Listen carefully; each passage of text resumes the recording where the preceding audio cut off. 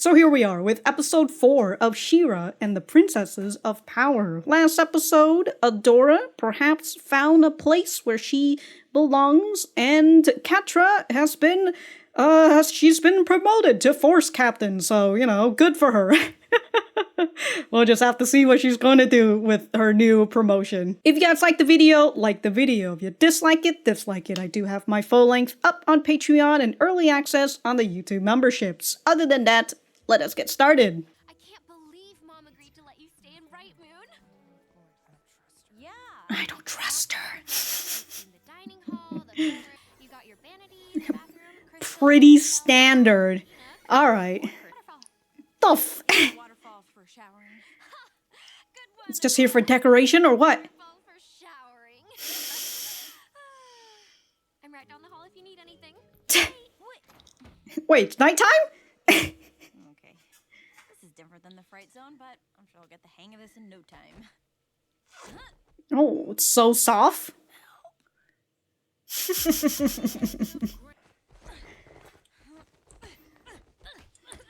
Fighting against her bed. No, go back in, go back in. Get flatter. Oh my god. Jesus Christ. Ma'am! I mean, Your Majesty, sir. Boss sir. So, what are you doing up? When I feel the cares of the day weighing upon me, I come here. Cares of the day. King Micah, my husband. He Oh. built the rebellion with me. Oh. He was one of the first casualties of... The Horde. Because I greatly love my daughter, I am willing to give you a chance. Do not disappoint her. Mm-hmm. A lot of pressure, huh? Anyways, Adora, have you tried sleeping on the floor?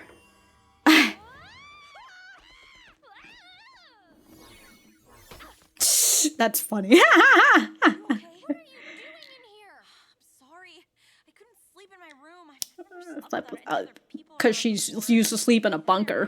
But our weekly meeting with the Rebellion Generals is today, and you're invited. She wouldn't have invited you if she didn't like you. Well, it's more of that it's a necessity, because she's She-Ra, so she has to be there. The chairs are still empty. Those are for the other Ethereum princesses, but none of them have been active members of the Rebellion since I was a kid. Why? The Rebellion had a big defeat years ago, and most of the old princesses... So you're saying the Horde is winning? Hey guys. What they d- Uh-oh. What? I don't understand. Sorry, first day. Won't have it again. What did I do? You sat in my dad's chair. Oh. I have a better idea. We can... Fight the Horde. Lemma, you propose this idea Every meeting. Hey, let's use aggressive fist-to-face sparkles. You can send me a She-Ra. I won't disappoint you. Very well. You leave at dawn. I don't know. Quit playing around, Kyle. Where's Catra? She's supposed to be here. Not anymore. Cadet Lonnie. Cadet Lonnie. Oh, Lonnie. Sweet Lonnie. young Lonnie. I've got promoted. They made you Force Captain? Congrats, Catra. Get out of here, Kyle. Now that I'm in charge, Shadow Weaver won't be the only one. Oh.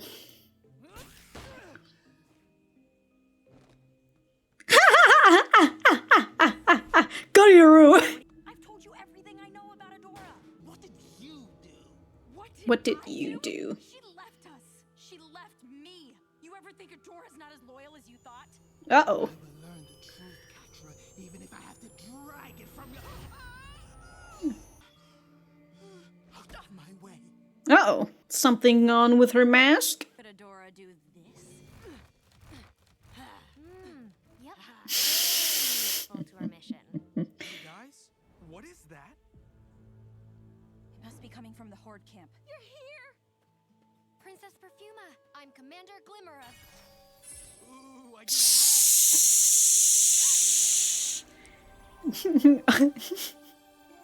Oh, shit. Everyone, come quick! It's legendary She-Ra. to help us save our home. Got a classic anime sweat and everything. We brought food you. Welcome to Chimera, Shira. Glimmer, what's happening? Come with me. Well, I mean, that's what happens when you're She-Ra. This is the Heart Blossom, the center of our kingdom, and the source of all my magical powers. So they're gonna burn it down? Everything else. We're going through a little rough patch, but I'm The- sure the universe will right itself. The universe will right itself. And the Shiras. No. And the celebration's about to begin. No. What are you celebrating for? The Horde is like on your fucking doorstep. Ooh, gotta recharge? You will not refuse me. Oh. But Hordak, you have Disobeyed disobeyed my orders. I ordered you to give up on. Fine. Hmm. At my slightest whim, I can take it away. Hmm. It's okay. You need this food more than we do. Nonsense! It is our honor to serve. No, we Shira. gave you this food. We are so. Oh my god, it just turned into mush. Yes, I know. Whoa, that's She-Ra. Break out the party cake. And at our hour. The of grace, party kale? the warrior who tamed the beast of Beast Island with a single. The word. piece of Beast Island. Or the time she borrowed my toothbrush and used it to defeat an army of Horde soldiers. Alright, that's a... You're right. Ew, it's 2 armies. Alright. What is that? A literal have my baby. We're so excited for you to heal. But she's not supposed to Dance back. get rid of them. You want me to heal your land? Yes. You want me to hear your line? The Horde is up to something big. Maybe we should. Ah, we shouldn't think about it. This is my power. I grow plants. And then it dies. We're not strong enough to go up against the Horde. She-Ra saved the day once again. Alright, She-Ra can't carry every single one of y'all, alright? This is a fucking baseball game. One player can't win the entire game. That is a thing I know how to do. I just need to take Bo and Glimmer over to those trees for a moment. I know what I'm doing. What I'm doing. I can't heal anything. Why don't you just concentrate really hard? Or you could transform a unicorn, a horse into a unicorn. Well, how can she do any healing when she's really just been raised for destruction? Oh! No, he turned another one. These people expect me to save their land. Well, that's why you shouldn't have gone in as She-Ra! Well, see, you're good at destruction. There's one thing. Absolutely terrible has happened. Something absolutely terrible. Oh no, the tree! The Heart Blossom is dying. Please, Shira, heal our land. You could probably heal it if you fucking stop whatever the fuck the Horde is doing! They're fucking up the roots! Oh,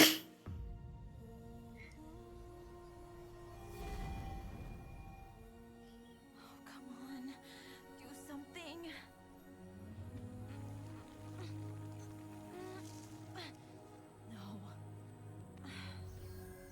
No. Oh! Who are you? Where's She-Ra? My name is. Who are you? She's just a girl. Ugh! I meant to deceive you. I am She-Ra. I'm just not the same She-Ra. I know the Horde. I think they're using one of their machines to poison your land. Who would have thunk? You're not the She-Ra from the stories. You were supposed to save us.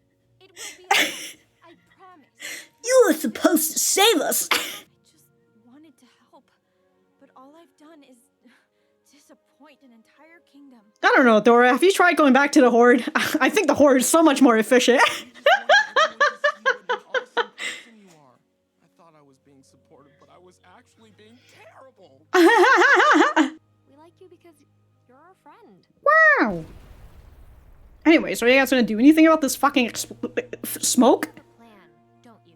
Yeah, I think I do. Yeah, it's the, face the glimmer tactic, right? Where'd you guys get these outfits?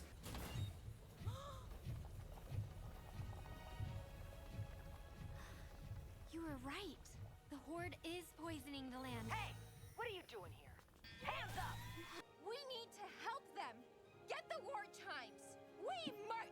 War chimes? Alright. Damn, dude, that's slide. I'll take them all.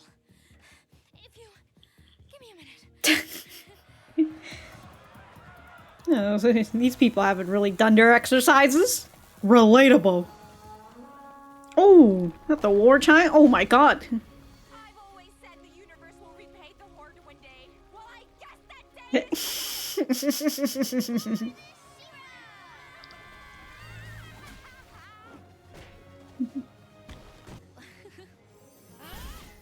I've never been so.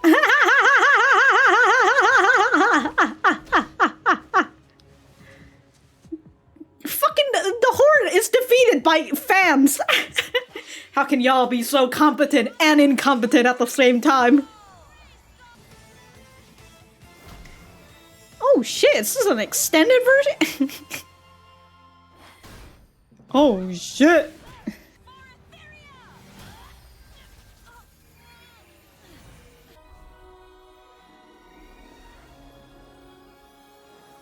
Damn, what did she just wipe the poison out like that? Wow!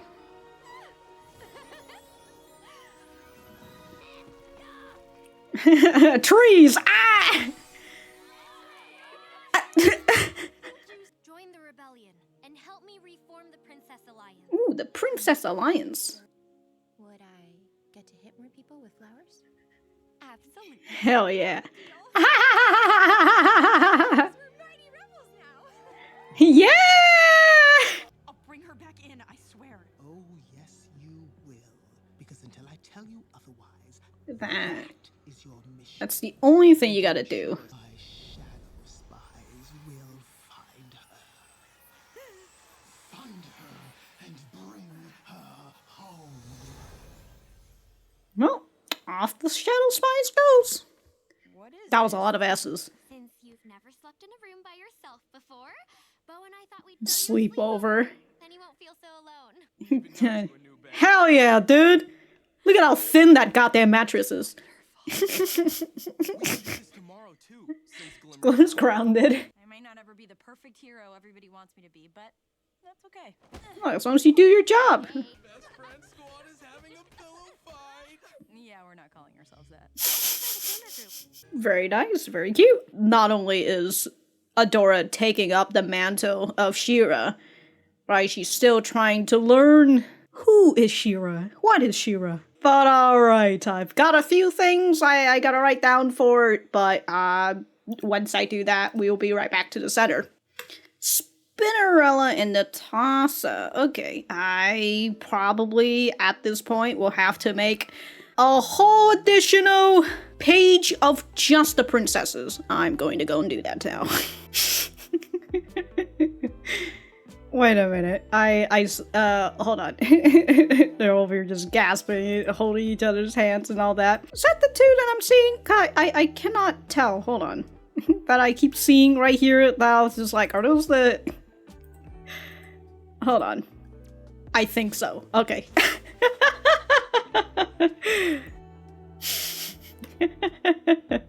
Walks over here. Tail immediately tucks around her leg. Not in between her leg, but it's close enough to where, you know, her tail is to be protected. You know, the whole thing of cats keeping the tail under their, in between, or cats and dogs keeping the tail between their legs because they gotta protect it because they're scared. So it's a phase. She's confused.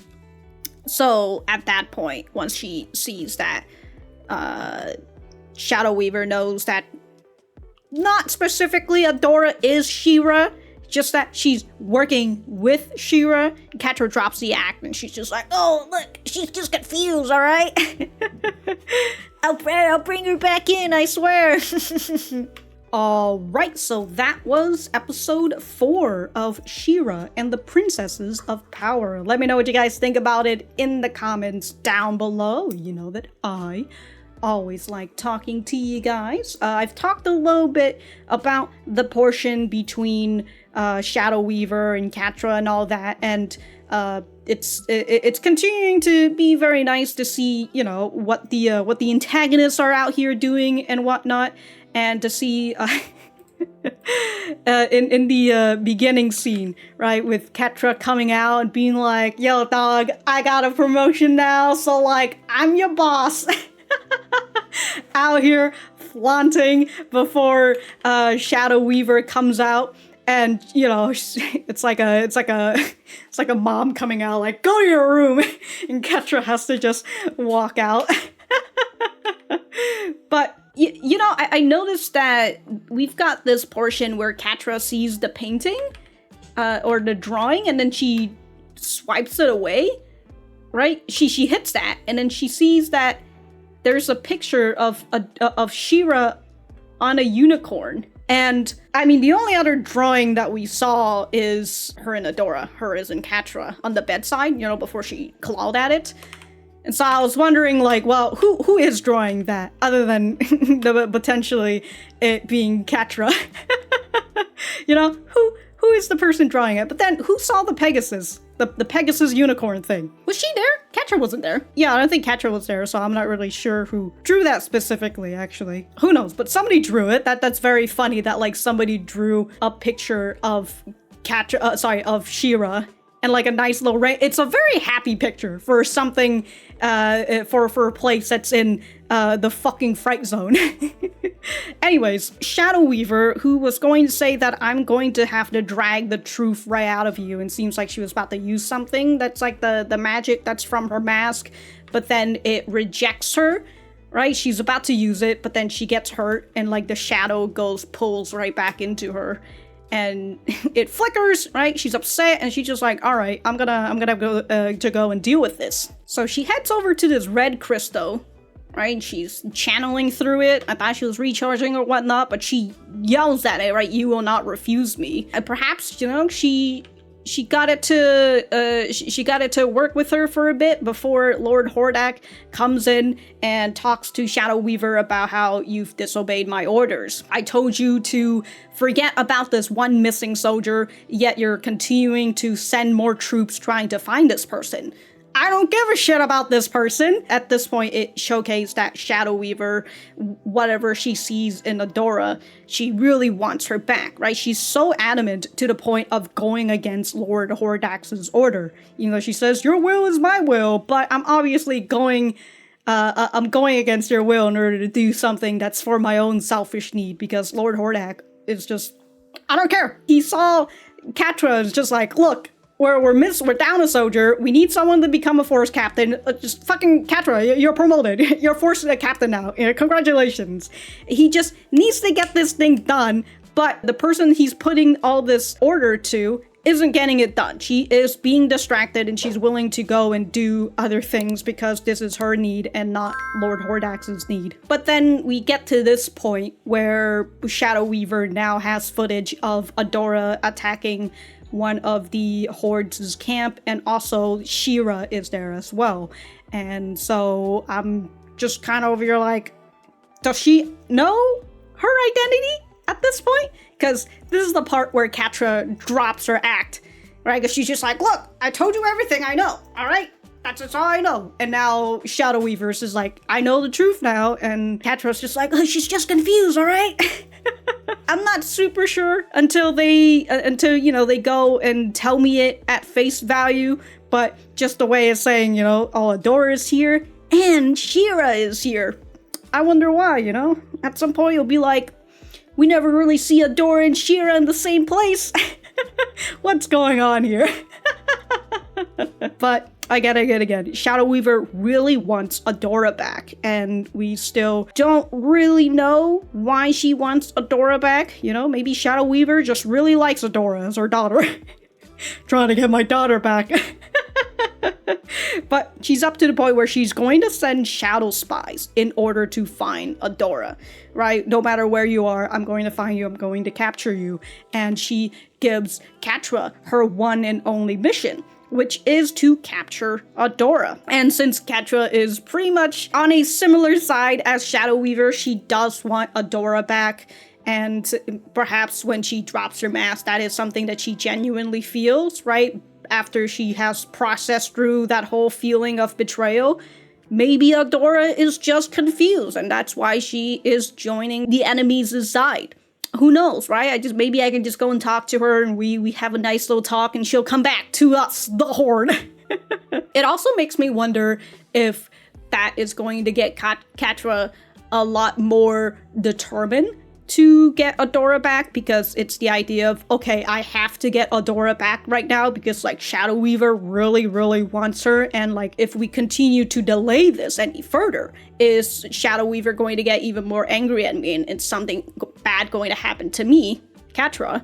Or in another way of like, is she going to get really angry at Adora? Right? If Adora continues to do this whole thing, if she's going to continue delaying their plans or defeating more Horde camps, you know, to delay the Horde's invasion of Bright Moon. And Lord Hordak is going to get angrier if this continues. So if Adora keeps doing all this stuff, right, her punishment is going to get harsher and harsher by the minute. So I need to get her back as soon as possible so we can minimize this punishment as much as possible. So who knows? We'll just have to see what Catra is going to do in terms of her trying to take Adora back. But that's pretty much all I wanted to talk about in terms of the Horde's side. Very fun. Going to the main part of the episode, which is Adora continuing to try and fit in with this new place, Bright Moon, right? She gets her own room, all this really nice stuff that she never really had in the Fright Zone before. She sleeps in a barrack, so she's always sleeping with other people,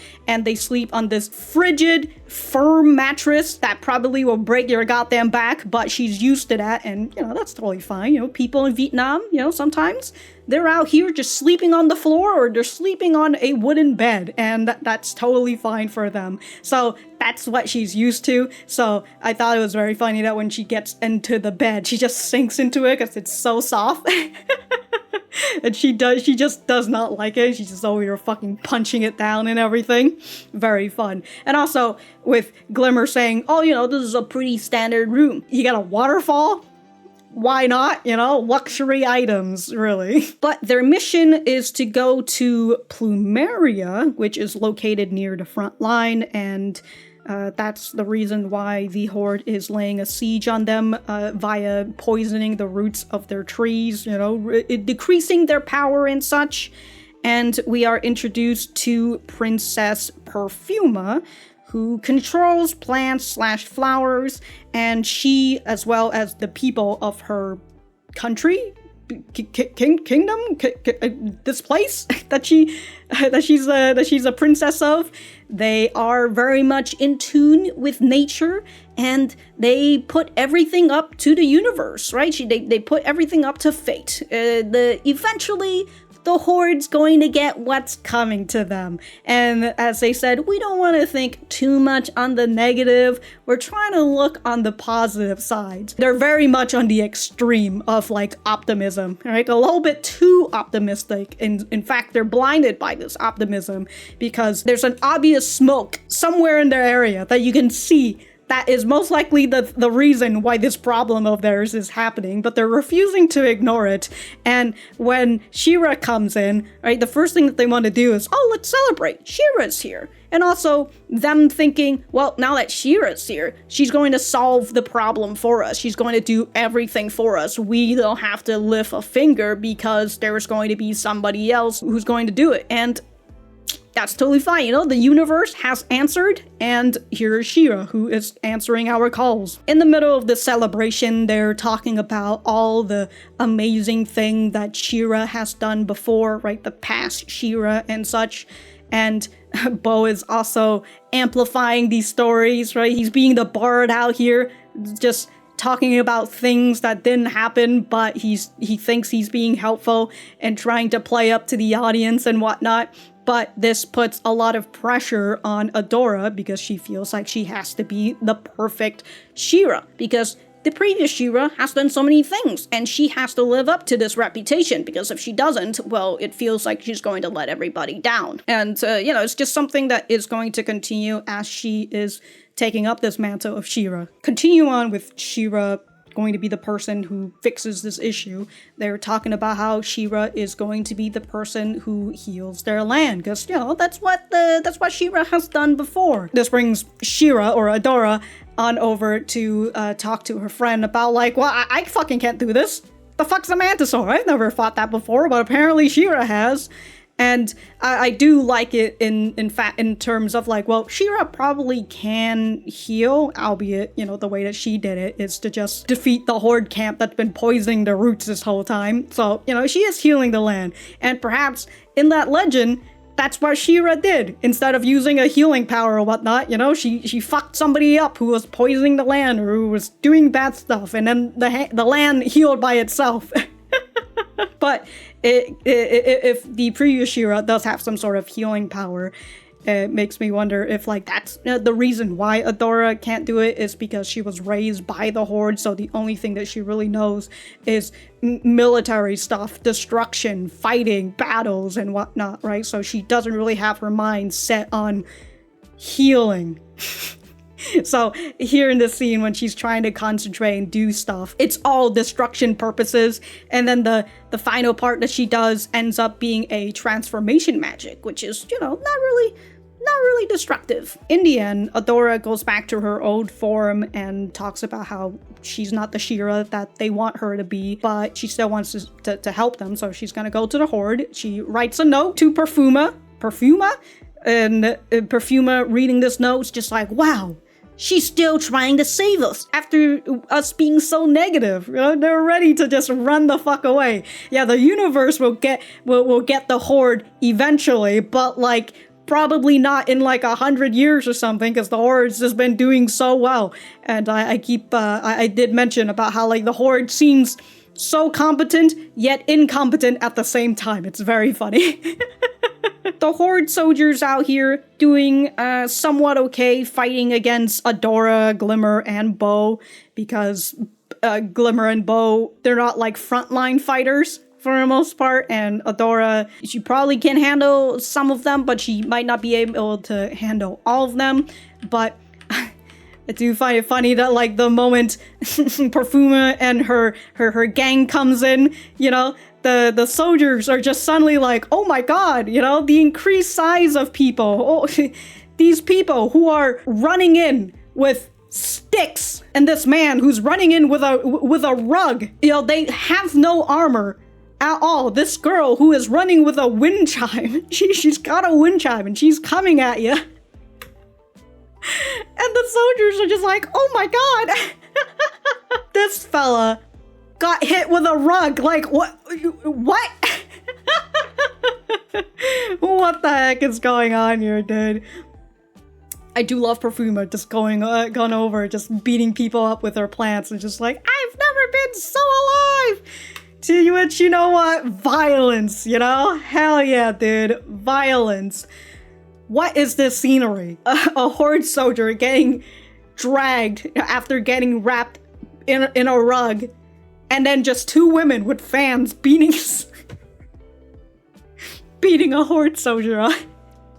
So competent, yet incompetent at the same time. And it does make me wonder about, you know, the line of the Horde, where perhaps the Horde has, like, you know, competent leaderships and, like, tactics that they've got, right? And they've got, like, machineries that's, like, very destructive, and you saw what they did to Thamor and all that.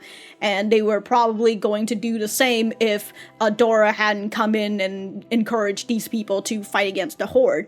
But in the end, despite all this tactic and this military weapon that the Horde got, it seems like the soldiers, the grunts, if we're going to go with the way that they train these people, right? Perhaps they're relatively young kids who never really experienced war, and this kind of like their first time, right? They're not really fighting against these people. All they're really doing is just setting up camp here and then poisoning the land, and that's really it. They're not really doing a big siege or anything until you know, the trees is gone, and then their enemies are like super weak and all that. Perhaps then though they'll have like an overpowered match, and then that's going to be it.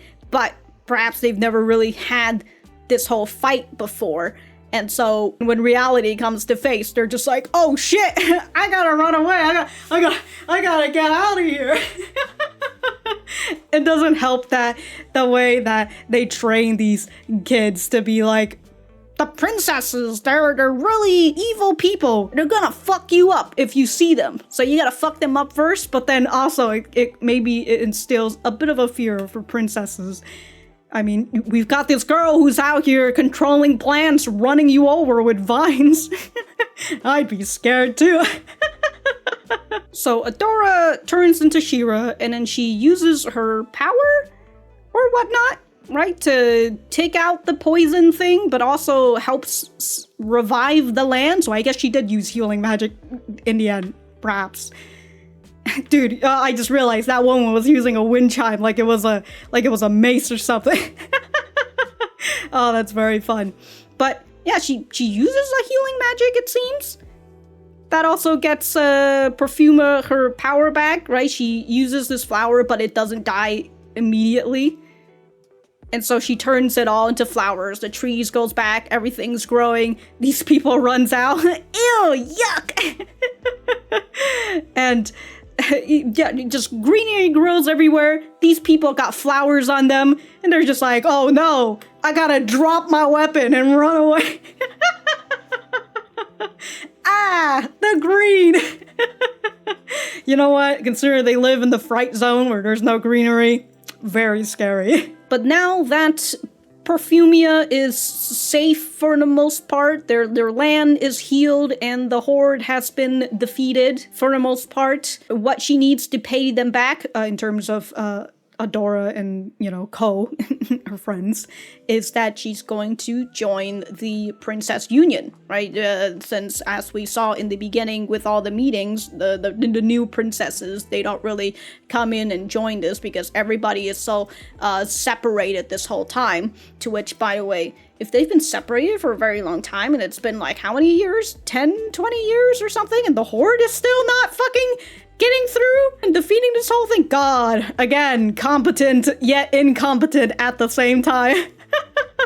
But we've got this whole idea that we've got to get all the princesses together in order to defeat the Horde, and somehow it's going to take 5 seasons. I'm still trying to figure out how the layout of all this is happening, you know? Like, they're gonna recruit all the princesses this season, and then, like, what are they doing for, like, the next 4 seasons?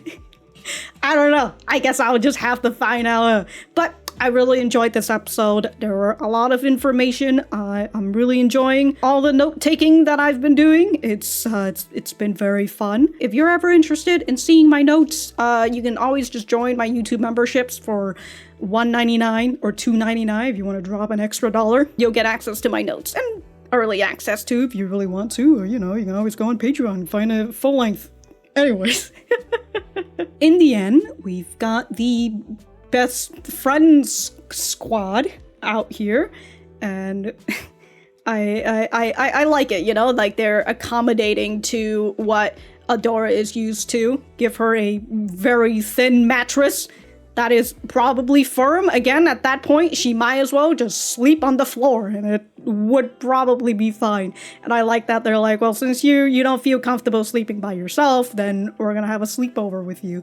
And I will say, Bo and Glimmer, they're so used to sleeping on soft bed, they're probably gonna wake up with an aching back the next day. Y'all went from a soft bed to just the ground, not even like a firm mattress underneath you. You're gonna have a broken back by the next day. But again, this was a nice episode. Really enjoy it and excited to see the next episode. If I have anything else to say, I will write it in the description down below. Thank you guys for sticking around, and I will see you guys in the next episode.